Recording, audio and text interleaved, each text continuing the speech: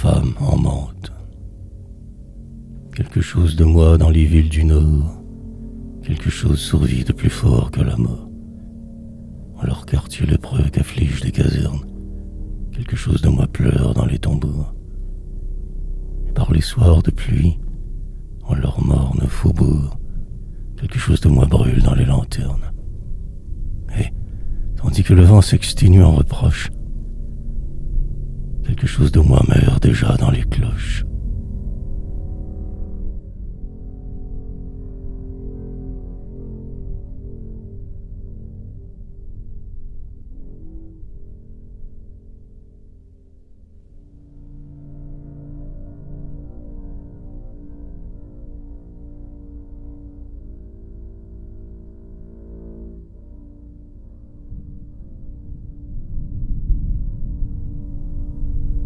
Vienne surtout, la plus triste des villes grises, murmure dans l'absence. Ah, mon âme se brise. Murmure avec sa voix d'agonie. Aimez-moi. Et je réponds. J'ai peur de l'ombre du bœuf froid. J'ai peur de l'ombre encore dans la tour sur ma vie, où le cadran est un soleil qu'on crucifie. La voix reprend avec tendresse, avec émoi. Revenez-moi. Aimez mes cloches. Aimez-moi. Et je réplique. Non. Les cloches que j'écoute sont les gouttes d'un coupillon pour une absurde. La voix s'obstine, encore plus tendre. Aime mes os. Remets ta bouche à la flûte de mes roseaux. Mais je réponds. Non. Les roseaux dont l'eau s'encombre sont des flûtes de mort, ne chantent que l'ombre.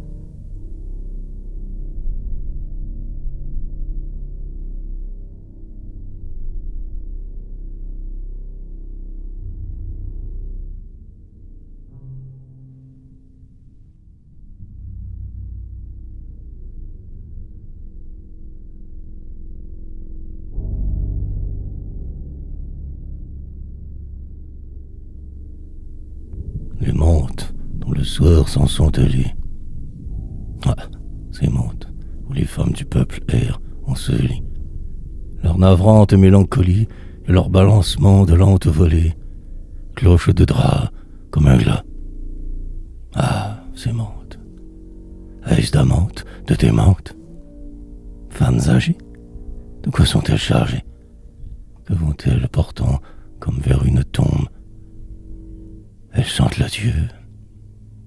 Leurs mantes bombent. Elles y cachent des fardeaux mystérieux. Quand vont-elles jeter au fond du crépuscule? Il semble qu'elles tiennent des cercueils de petits enfants. Ah, ces mantes quotidiennes. Ah, les ombres dans ce drap sombre s'étoffant. Peut-être qu'elles ont volé la chasse en or de Sainte-Ursule, dont l'or est peint et ciselé. Ou déménage-t-elle une cloche énorme et fruste sur laquelle, choquement à présent, s'arrondit et s'ajuste. Peut-être aussi que c'est le cadran du bœuf froid qu'elles ont décroché. Mais par quel sortilège? Ils vont aller enterrer dans la neige ou noyer dans un canal froid? Ah, le bon tour. Chacune tient le cadran mort à tour de rôle.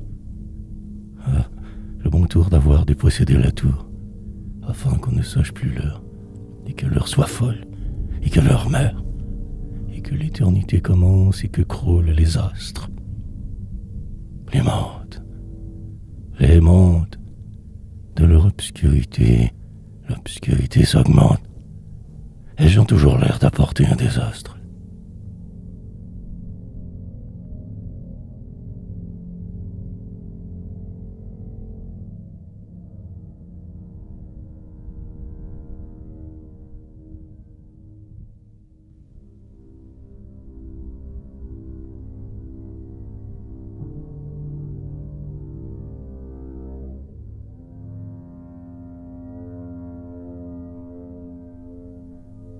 C'est là qu'il faut aller quand on se sent dépris. De la vie, de tout et même de soi-même. Il mord où chacun est seul, où tout est gris, triste comme une tombe avec des chrysanthèmes. C'est là qu'il faut aller se guérir de la vie et faire enfin le doux geste dont on renonce. Il en émane on ne sait quoi qui pacifie. Quel beau signe est entré dans l'âme qui se fonce. On souffrait dans son âme, on souffrait dans sa chair, mais il advient qu'un peu de joie encore pleuve, avec le carillon intermittent dans l'air. C'est là qu'il faut aller, quand on a l'âme veuve.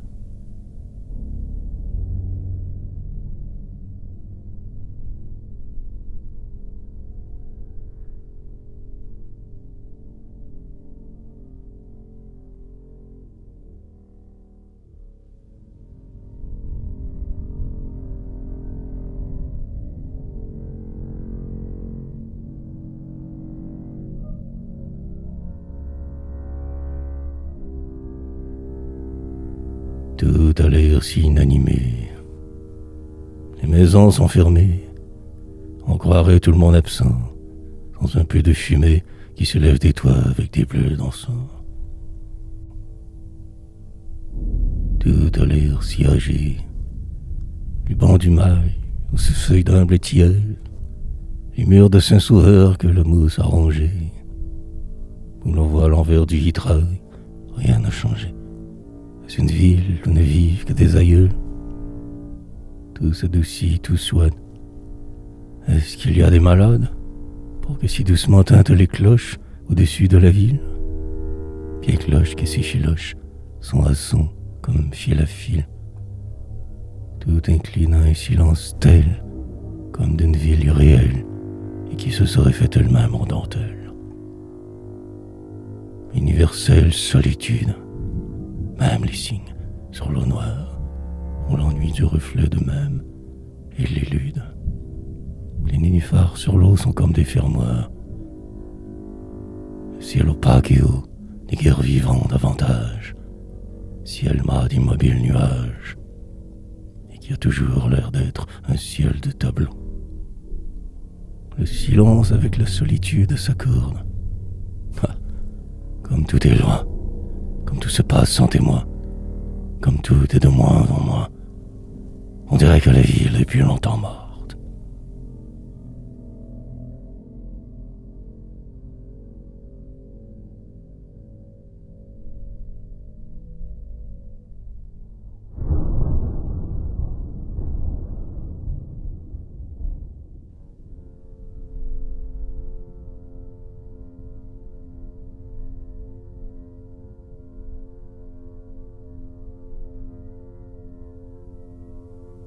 Aux villes d'exemplaires historiques et piété, les sombres maisons, même dans leurs vitres, rien ne s'azure, ont l'air d'une communauté en oraison, à genoux dans l'eau qui se moire, et les reflets des murs sont des cassures de robes noires.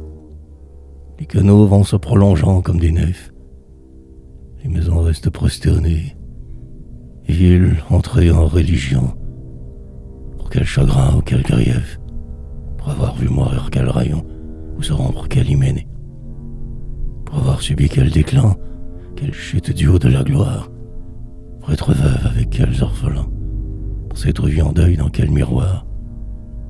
Ah, comme le destin rapide a changé, ruine immédiate et déjà quotidienne, qui lui fit tout de suite, en ces temps-là, songer. Est-il une douleur comparable à la mienne? Ô mélancolique maison, maintenant sans mémoire, qui ont cessé de regarder les horizons. Naguère, elles étaient des reines, avec un luxe en fleurs de pierre ciselée. Voici qu'elles ont des robes noires, cœur de béguine en neuvaine, pour on ne sait quel jubilé. La ville entière a pris le voile, brillant dans les nefs des canaux. Et pour l'oublier de ses misères, en les touchant des doigts dans l'eau, elle égrène une à une les étoiles, comme les grands intermittents d'un grand rosaire.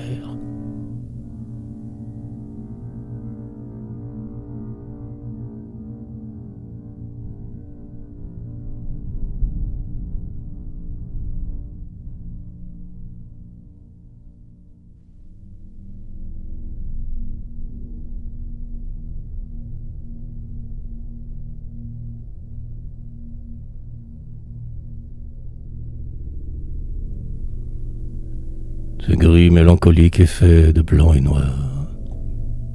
Mystérieux mélange. Le poil noir des catafalques avec les langes. La lune au feu d'ivoire qui se décalque dans les sombres canaux le soir. La neige au clair papillon paraissant et les corbeaux noirs des toxins. Car c'est la ville que la neige aime d'amour. Elle y répand sa manne. Et c'est la ville aux mille cloches dans les tours. Or, de ce blanc et noir, un gris si triste émane. Un gris fait de blanc et de noir, fait du noir des soutanes et du blanc des cornettes. Un gris formé de vos robes, ou vous, les prêtres. Un gris formé de vos linges religieuses. Couleur contagieuse des uniques passants et traversant les soirs.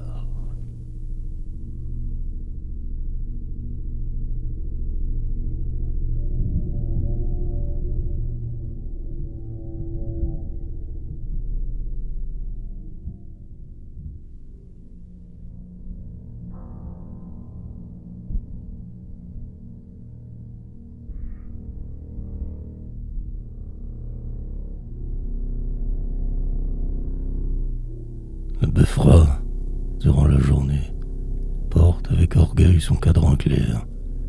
C'est sa médaille de roi du tir, c'est son scapulaire brodé, c'est sa croix pectorale d'évêque qui domine un vaste diocèse. Quand le jour va finir, debout dans l'air, le Beffroi se souvient du passé et s'exalte. À d'autres, la mémoire est lourde et les empèse. Il est toujours lui-même. Et dans son armure de briques, il se rêve héroïque. Le crépuscule devient blême. L'ombre peu à peu s'accroît et s'attaque au Beffroi. Mais lui se défend, songe à ses fastes célèbres. Il lutte contre l'assaut des ténèbres et l'or vaste de son cadran.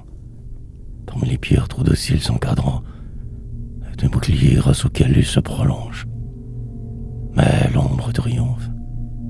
La nuit règne et le Beffroi sent sur ces pierres qui sont nocturnes comme le firmament. Son cadran luire pâlement comme un globe mort, comme une autre lune.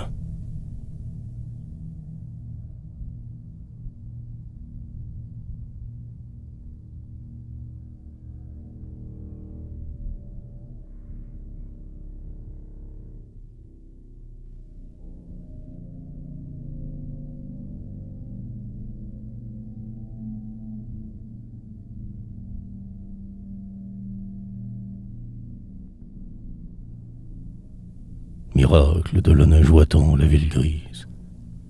La neige tombe sur la ville lentement, comme un retour d'enfance, un rajeunissement. Une layette dans le jardin d'un hospice. Ah, tout ce blanc est pâle, illusion d'avril, innocence.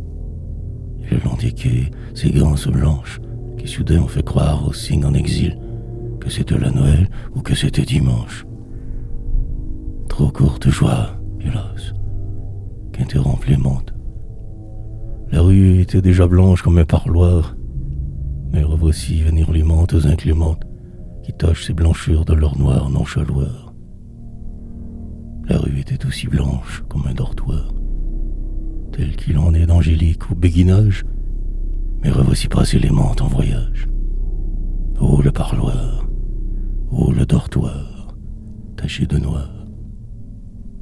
La neige n'est plus gaie, s'afflige en voyant les montes fluer en lents itinéraires, servantes de la mort, pleureuses la suyant, qui semble apprêter des pompes funéraires. C'est un deuil blanc d'enfant qu'elle-même suggère. Est-elle faite encore de flocons? Ah, voyez, c'est plutôt le duvet et les plumes légères des cygnes qui, mourant, y seraient effeuillés.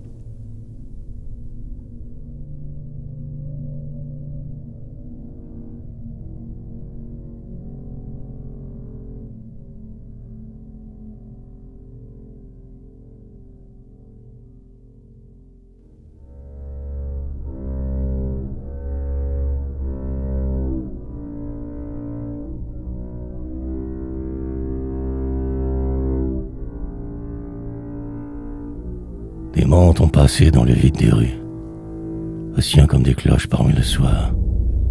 On aurait dit, au loin, des cloches de drap noir, tintant aussi d'éclats et peu à peu des crues. Les cloches ont teinté, grave d'être pareilles aux menthes, et d'aller selon un rythme égal. On aurait presque dit d'autres petites vieilles qui cheminaient dans l'air en robe de métal.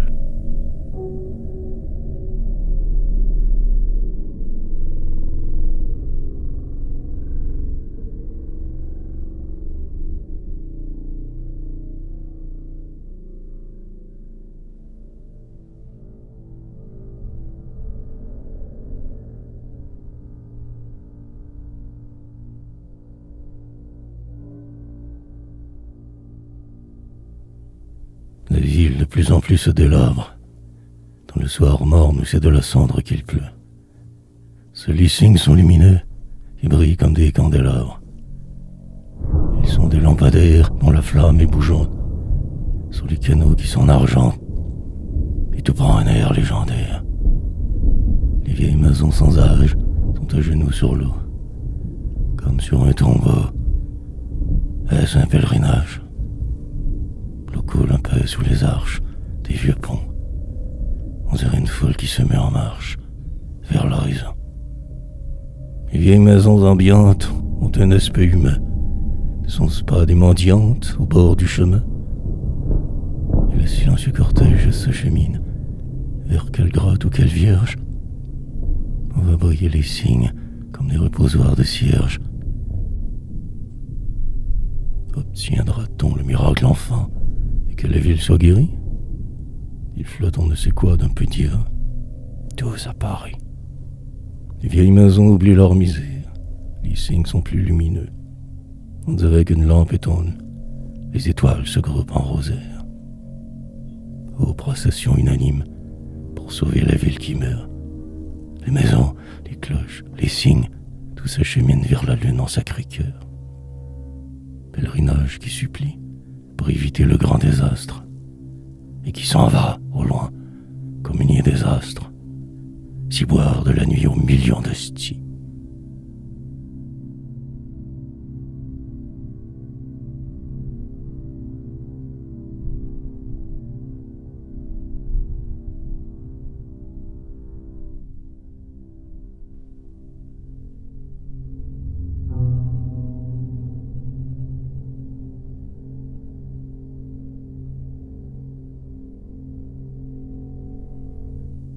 Le brouillard indolent de l'automne est épars. Il flotte entre les tours comme l'encens qui rêve et s'attarde après la grand-messe dans les nefs. Il dort comme du linge sur les remparts. Il se déplie, se replie, et ses tunnels aux mouvements imperceptibles et sans fin. Tout s'estompe, tout prend un air un peu divin, et sous ces frôlements pâles, tout se nivelle. Tout est gris, tout revêt la couleur de la brume.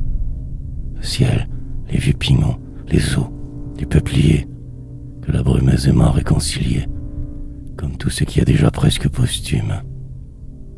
Brouillard vainqueur qui, sur le fond pâle de l'air, a même délayé les tours accoutumés, dont les lancements gris s'effacent et n'a plus l'air qu'un songe de géométrie et de fumée.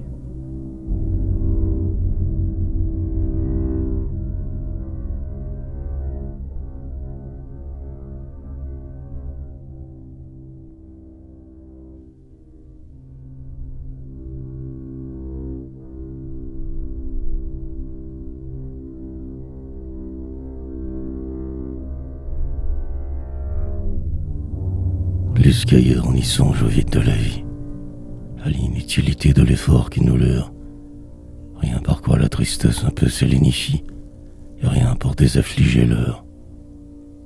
Toujours les quais connus, les mêmes paysages, les vieux canaux pensifs qu'un cygne en deuil effleure, sans jamais d'imprévu ni de nouveaux visages, donnant une autre voix à l'heure.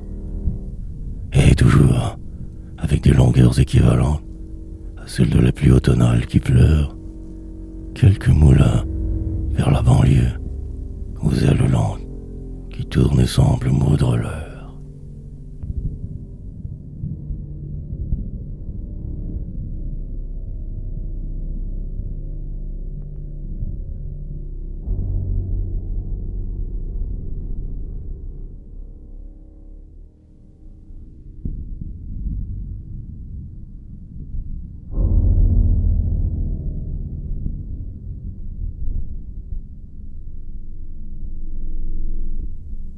Douceur du passé qu'on se remémore à travers les brumes du temps, les brumes de la mémoire. Douceur de se revoir soi-même enfant, dans la vieille maison pierre trop noircie, dont le pignon est en forme de mitre. Douceur de retrouver sa figure amincie, d'enfant pensif, le front aux vitres. On se revoit l'enfant confus et qui écoutait les lointains angélus et qui regardait l'eau que les reflets ont nacrée et les bateaux que nulle aventure ne grée. A-t-on été cet enfant que voilà, silencieuse et triste enfance qui jamais ne rit, enfant trop pâle et qui s'étiola derrière les vitres comme à l'infirmerie, enfant trop pâle et trop de connivence avec les cloches dont le chant morne en lui continuait, avec les cygnes tristes et blancs comme une fin de noces, avec les nuées qui l'amenaient dans un départ de mousseline. Enfant trop nostalgique et qui se sentait triste à voir passer les doux séminaristes. Enfant trop frêle et qui se sentait orphelin à voir gesticuler comme en détresse les moulins. Enfant qui ne jouait jamais, enfant trop sage, guettant dans les miroirs on ne sait quel passage. Enfant dont l'âme était trop atteinte du nord, qui déjà pensait à la mort. Ah, ce noble, ce pur enfant qu'on a été, et qu'on se remémore toutes ses vies jusque dans l'éternité.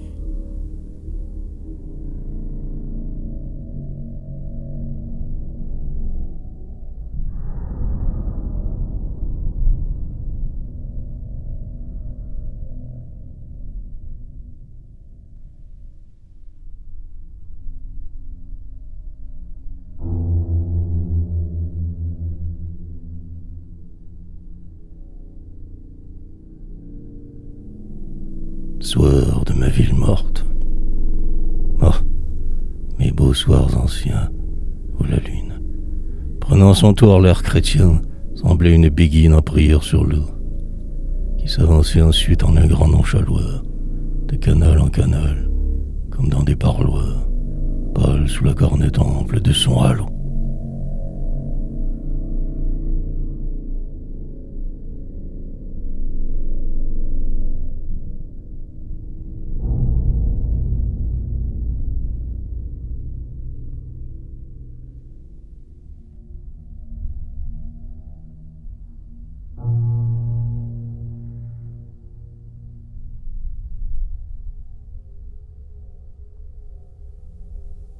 Ah, ces voix du pays, ces rappels du passé, tant de reflets enfuis dans un miroir cassé. Toujours l'obsession d'un ciel gris de province, où quelques girouettes inconsolables grincent. L'absence, et ces gouttes de son du carillon qui nous asperge l'âme avec son goupillon.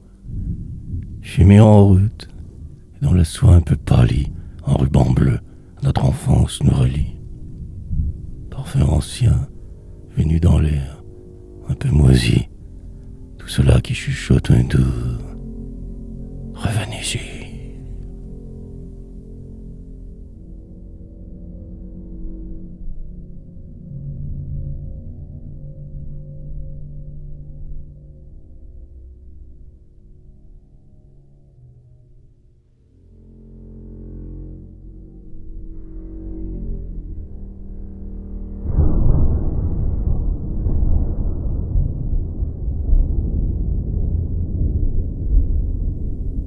De la belle histoire est une souvenance. Les cygnes pleurent sur l'eau, se mirent les toits. Rien ne se recommence, et tout n'arrive qu'une fois. Tout est déjà comme si rien n'avait été. La ville abdique, et les cygnes ont un air héraldique, et les tours sont dans l'air comme un grand cri sculpté. Les reflets parmi l'eau s'évaporent, et si le phare sur un visage, et ce vieux décor est sans âge, l'eau devient incolore. Toute la belle histoire est finie. L'ancien faste et la mer baignant le pied des tours. La mer est partie, comme un amour, Déjà le souvenir en éveille. La ville est une veuve. Comment recommencer les vagues et se remettre au doigt des bagues neuves? La ville rêve au beau passé qui finit mal. Elle appelle, mais rien ne répond. Silence de l'air. Les vieux ponts sont comme un catafalque en deuil sur le canal. La ville se résigne à parier avec les quais et prend exemple sur les cygnes qui sont un vaste vol cargué. Les cygnes à mi-barque, mi-aile, presque redevenus des oiseaux de blason, dans ces terres de veuvage et d'arrière-saison où seul le clair de lune un peu les emmielle.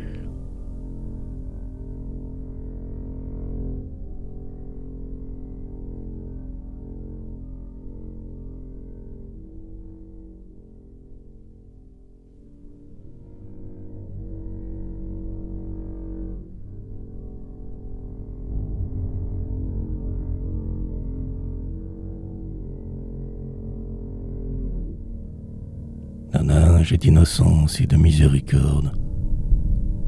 Est-ce l'aile d'un invisible séraphin qui dissémine un blanc duvet presque Dieu? Miracle! La blancheur de la neige concorde avec ce deuil de grec noir qui règne ici.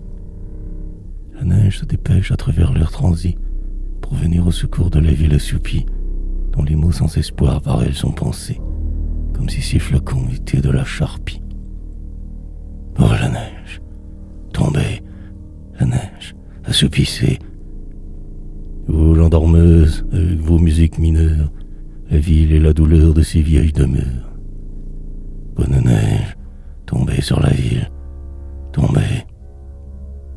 Ainsi qu'une pitié tombée des cieux plombés. Bonne neige, tombez en chutes amorties sur la ville qui meurt dans les brouillards du nord. Patronne du silence et de la bonne mort, apportez-lui vos rafraîchissantes hosties.